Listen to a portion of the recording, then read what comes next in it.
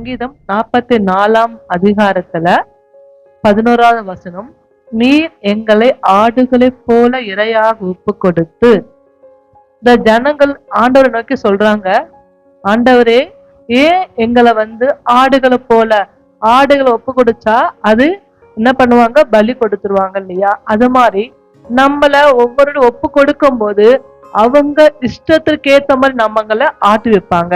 அவங்களுக்கு என்னென்ன நம்மள பண்ண முடியுமோ அந்த அளவுக்கு நம்மள நொறுக்க செய்வாங்க. இந்த ஜனங்கள் ரொம்ப நொறுக்கப்பட்டவர்களாக இருக்காங்க. தேவனை நோக்கி கூப்பிடுறாங்க, ஆண்டவரே நீ எங்களை ஆடுகளை போல ஒப்பு கொடுத்தீங்க. அது மாத்திரம் இல்லாம ஜாதிகளுக்குள்ள சிதற அடிக்கிறீங்க. ஜாதிகளுக்குள்ள சிதறனா நம்ம ஒவ்வொரு தேசமாக போறாங்க. ஒவ்வொரு தேசமாக ஆண்டவர் ஒப்பு கொடுக்கும் போது நாமளே நிலைநிறுத்த முடியாம துன்பப்படுவோம். நம்மள ஒரு நிலைப்படுத்த முடியாம கஷ்டப்படுவோம். ஏன்னா நம்மளோட ஒவ்வொரு வருத்தமும் ஆண்டவருக்கு தெரியும். ஆனாலும் நம்மளோட ஏதாவது ஒரு செயல் சரியில்லைனால தேவன் நம்மள ஒப்பு கொடுக்கிறாரு. அதே வசனத்தால 13வது வசனம், எங்கள் அயலாருக்கு எங்களை நிந்தையாகவும் நம்ம சொந்தக்காரங்க மத்தியில் நம்மள ஒரு நிந்தையா, நம்மள ஒரு அவமானமாக வைத்திருக்காங்க. ஏன்? நம்மளுடைய செயல்கள் பிரியம் இல்லை. கர்த்தருடைய வார்த்தைக்கு நம்ம கீழ்ப்படியாம அவருக்கு நம்ம முன்னுமையா ஒப்பு கொடுக்கும் போது நம்மள தேவன் சீர்படுத்துவார், நம்மள நிலைநிறுத்துவார். எல்லா நேரங்கள்ல கூட நம்ம தேவனுக்காக நிக்கனா நிச்சயமா கர்த்தர் நம் பட்சத்துல இருப்பார்.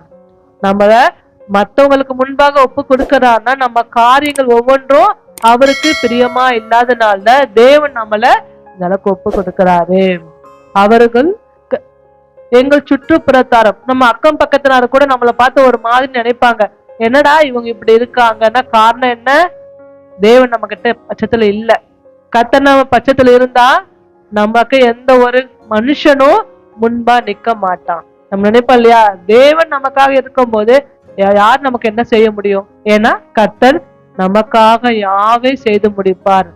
இந்த ஜனங்களுக்கு மாத்திரமல்ல, நம்ம ஒவ்வொரு கூட கர்த்தர்கிட்ட முழுமையா ஒப்பு கொடுத்து எந்த ஒரு காரியமானால் நமக்கு தலைக்கு மிஞ்சி போன காரியம் கூட தேவன் நம்மள சீர்படுத்துவார்.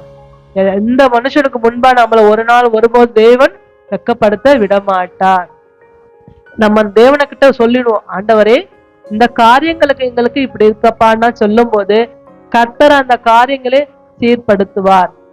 மனுஷன் கிடையாது, தேவன் ஒருவர் மட்டும்தான் ஒவ்வொரு காரியங்களும் கூட அழகா நேர்த்தியா செய்து அயலாருக்கு முன்பாக நான் தலை நிமிர செய்கிற தேவன் அவர் மட்டும்தான். நம்ம கர்த்தரை முழுமையா நம்பும் போது தேவன் நம்ம குடும்பத்தாரையும் நம்மையும் ஒரு நாள் ஒருபோதும் அவர் உயர செய்கிற தேவன். நாமே ஒப்பு கொடுப்போம். கர்த்தர் எப்போதும் நம்மோடு இருப்பாராக.